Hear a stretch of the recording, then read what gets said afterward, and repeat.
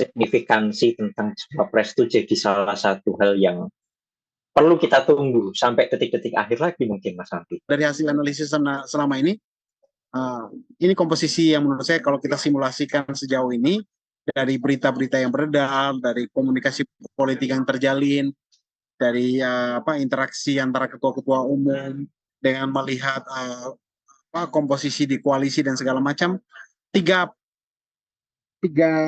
komposisi ini yang menurutku paling mungkin.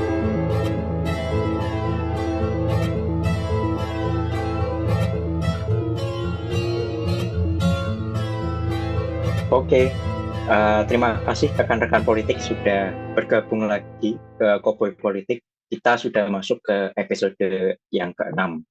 Masih dalam serial yang hangat di menuju pemilu tahun 2024, kita akan masih dibersamai oleh Mas Ampi untuk mengulas salah satu topik yang tentunya sebetulnya entah kenapa saya heran ini baru masuk ke episode 6, padahal kita seharusnya membahas ini dari awal.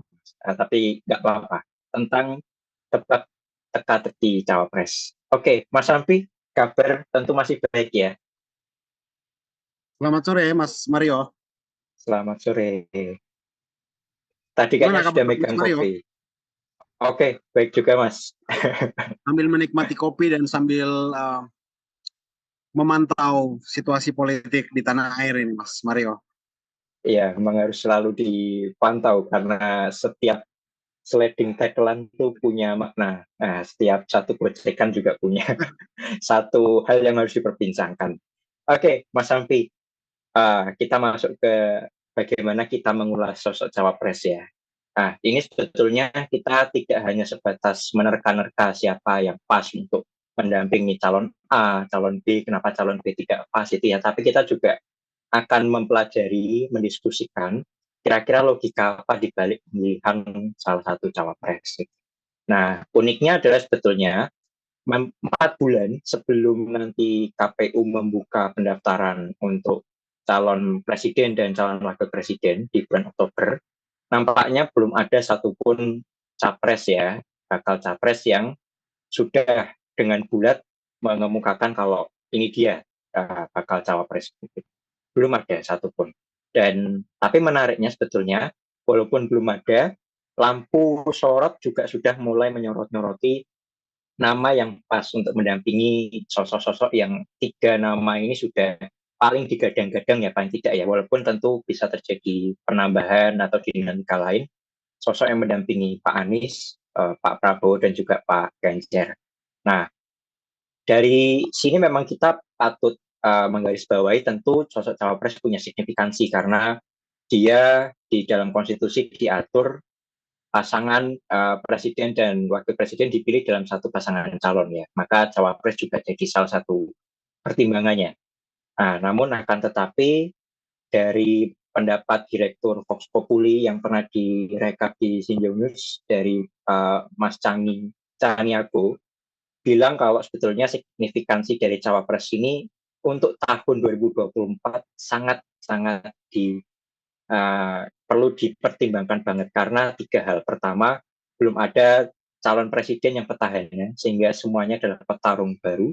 Dan yang kedua, masih dominan swing voters itu masih bisa berpindah cukup besar.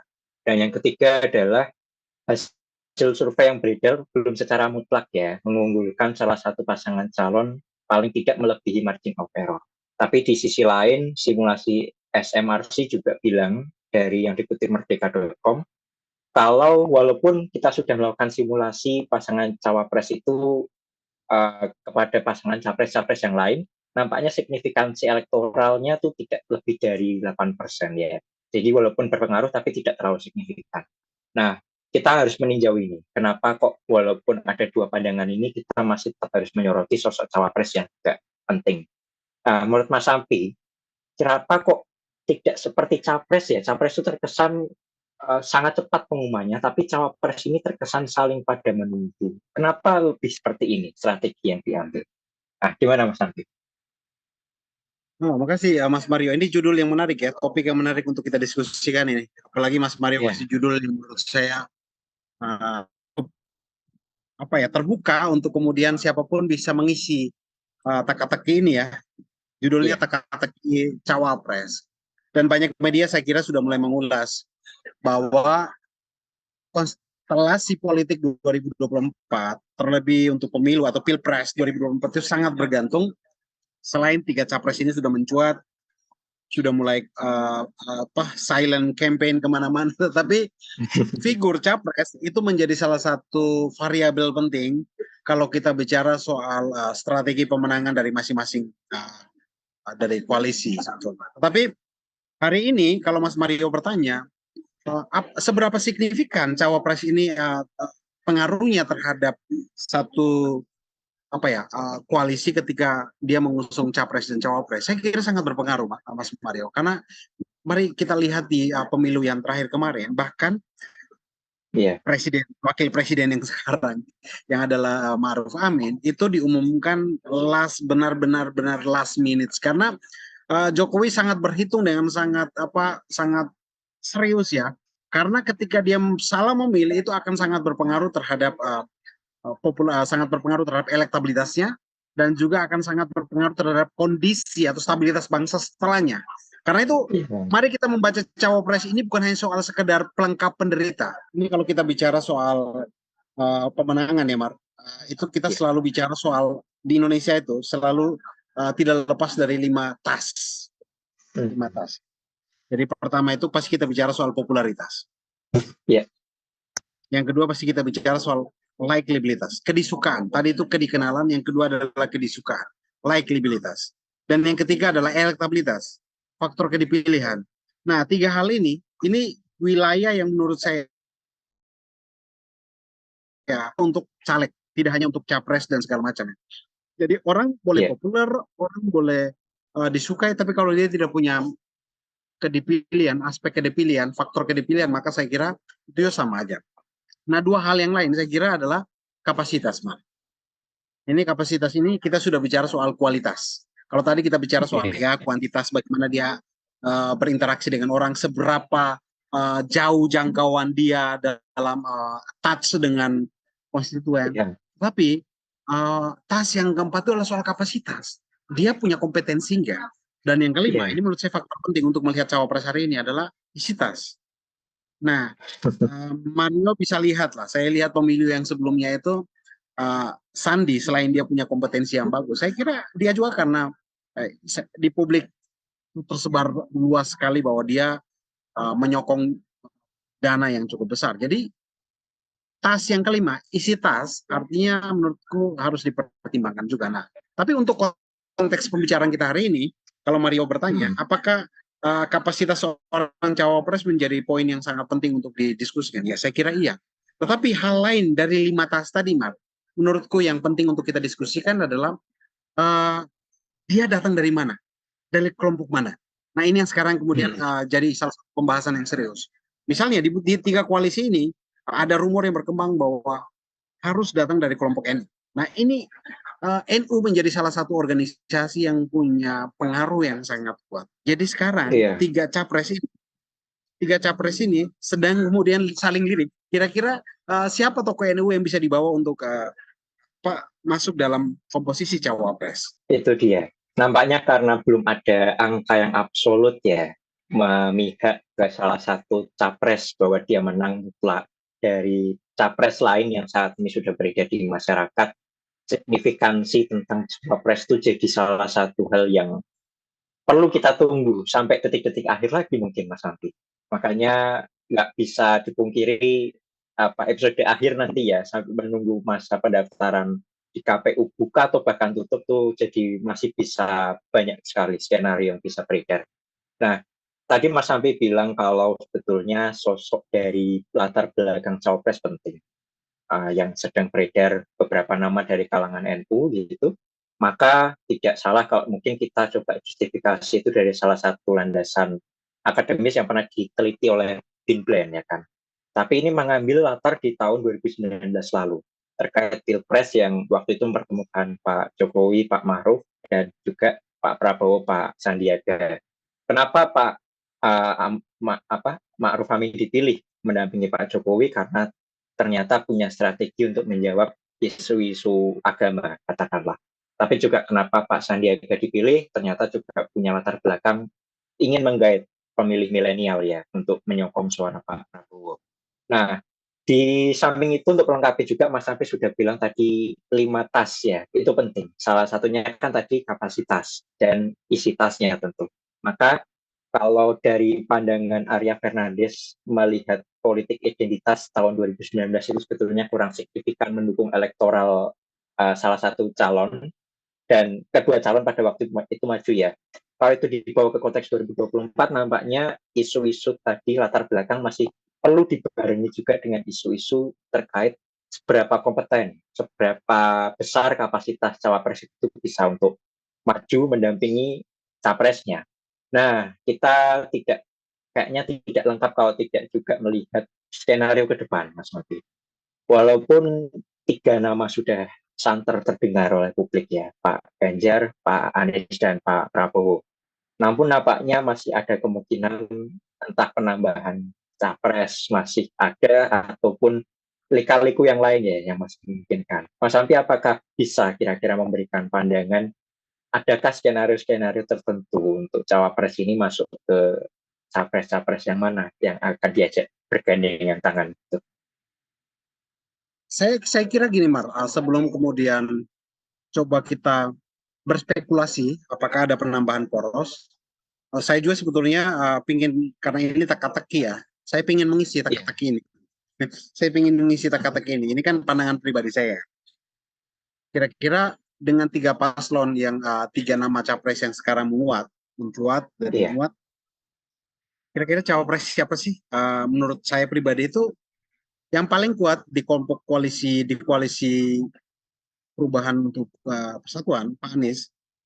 iya, Tentu dia hanya bermain dengan beberapa nama. AHY pasti akan muncul di sini, meskipun sudah mulai diganggu ke PDIP, beredar bahwa PDIP AHY sudah mulai bertemu dengan iya, Puan. Saya kira itu cuma gimmick politik ya. Karena sejarah PDIP dengan Demokratnya harus dilihat, dan 2 periode di masa Jokowi, Demokrat selalu dalam posisi oposisi, dan kalau tiba-tiba hanya karena pertemuan Puan dan AHY lalu kok berubah begitu, saya nggak yakin Demokrat akan tetap ada di posisi koalisi perubahan untuk persatuan, dan AHY pasti menjadi salah satu figur yang dipertimbangkan sebagai cawapres. Nah, tetapi di situ saya kira tidak hanya AHY. AHY selaku ketua umum dan juga dia juga kemudian dicalonkan sebagai cawapres, dan muncul iya, juga 2 nama yang lain, bahkan 3. Ada Kofifa. Kofifa sudah mulai beredar bahwa dia dari kelompok NU yang akan dipasang di sini. Saya kira itu menarik juga, dan selain Kofifa yang menarik adalah ada Yeni Wahid sini. Ingat Yeni Wahid oke, sewaktu Anies dideklarasikan oleh Partai Nasdem di tanggal 3 Oktober, Yeni kalau nggak salah beberapa hari kemudian membuat semacam statement untuk mendukung Anies Baswedan. Saya lupa persis tanggalnya, tapi di beberapa politisi sebetulnya beredar nama ini. Jadi kemudian menjadi salah satu figur yang masuk dalam radar koalisi perubahan untuk Indonesia sebagai cawapres. Kenapa ini? Karena dia datang dari kelompok NU dan dia juga adalah seorang anak dari Presiden RI iya, Gus Dur, dan kelompok Gus Durian sangat solid pasti akan mendukung. Oke, jadi kalau Mario tanya, komposisinya adalah iya, Anies Yeni.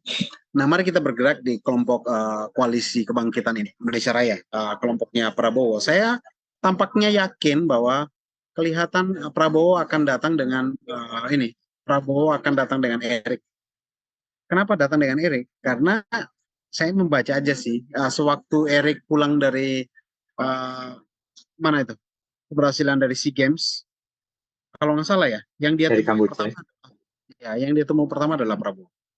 Dan karena di Ganjar sendiri, mari kita baca Ganjar sendiri, dia sudah datang dengan ini, sudah ada statement bahwa P3 ketika masuk, P3 ingin mengusulkan orang yang menurut mereka pantas mendampingi Ganjar, dan P3 belakangan ini Erik Sandiaga kemudian masuk ke P3, dan dengan segala pertimbangan politik, analisis-analisis yang terjadi selama ini, yang kalau saya lihat sih sebetulnya Ganjar lebih nyaman dengan Sandiaga Uno.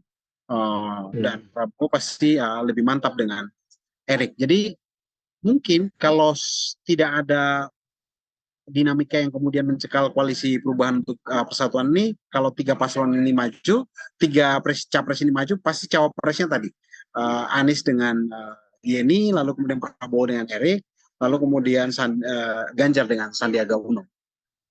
Nah, kira-kira begitu, Mario. Siapapun bebas bisa kemudian berkomentar bahwa pasangan ini bukan pasangan ideal, tapi saya kok yakin dari hasil analisis selama ini komposisi yang menurut saya kalau kita simulasikan sejauh ini dari berita-berita yang beredar, dari komunikasi politik yang terjalin, dari interaksi antara ketua-ketua umum dengan melihat komposisi di koalisi dan segala macam, tiga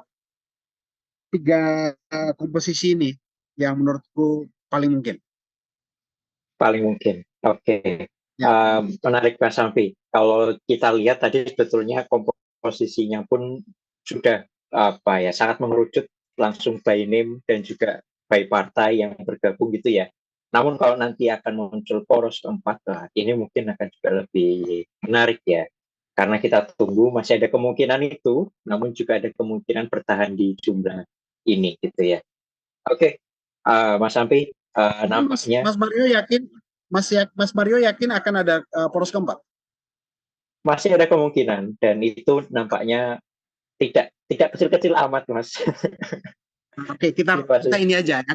Menurutku kita ya coba mengganggu inilah publik bahwa kita sepakat kalau kemudian paslon itu banyak maju supaya kemudian politik identitas polarisasi yang terjadi dua kubu itu bisa setidaknya diminimalisir. Nah, kalau kemudian melihat komposisi saat ini, karena saya masih mungkin dikit tidak 10%, tetapi keyakinan saya ini ya semoga terjadi aja ya. Kalau tadi kita yakin dengan tiga komposisi tadi, tiga poros tadi, ada kemungkinan mungkin tidak lebih dari 10% itu munculnya poros keempat, yakni Golkar dan PKB.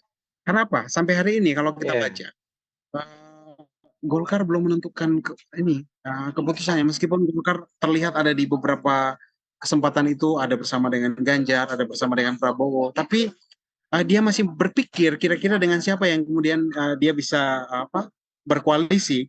Begitupun dengan Caimin. Nah, Caimin ini kan dulu waktu gencar-gencarnya mungkin di beberapa bulan yang lalu, Caimin mesra banget dengan PKB, dengan Gerindra.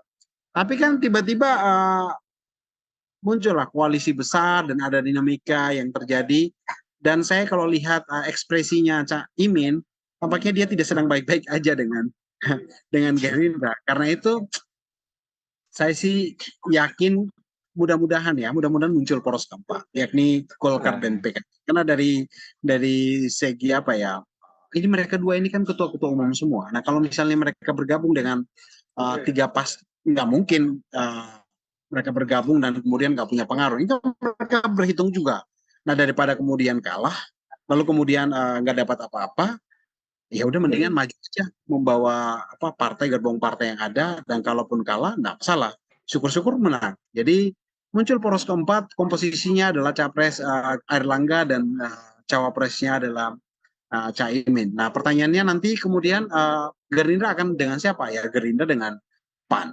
Mereka bisa membawa Erik dan Prabowo. Lalu kemudian Sandiaga dengan P3 dan PDIP. Jadi dari segi hitung-hitungan kursi presidensial threshold tampaknya kita masih bisa menambah lagi satu poros, yakni poros keempat, yakni Airlangga dan Caimin, yakni Golkar dan PKB. Kira-kira gitu. Jadi kalau kita mau secara cepat, koalisi perubahan untuk Indonesia Persatuan itu ada Nasdem, ada PKS dan ada Demokrat. Capresnya kita bisa berspekulasi ada Anies dan ada Yeni Wahid. Bisa ada opsi akhir, tapi saya lebih memilih Yeni Wahid. Lalu kemudian yang kedua, Gerindra bisa datang dengan PAN, kecil memang, tetapi saya kira mereka melampaui presidensial threshold. Ada Prabowo, bisa Erick Thohir. Lalu kemudian di kelompok PDIP, kerjasama politik itu, ada PDIP dan P3. Di situ mereka bisa datang dengan Ganjar dan Sandiaga. Lalu kemudian muncul poros keempat, yakni Golkar dan P3, Golkar dan PKB.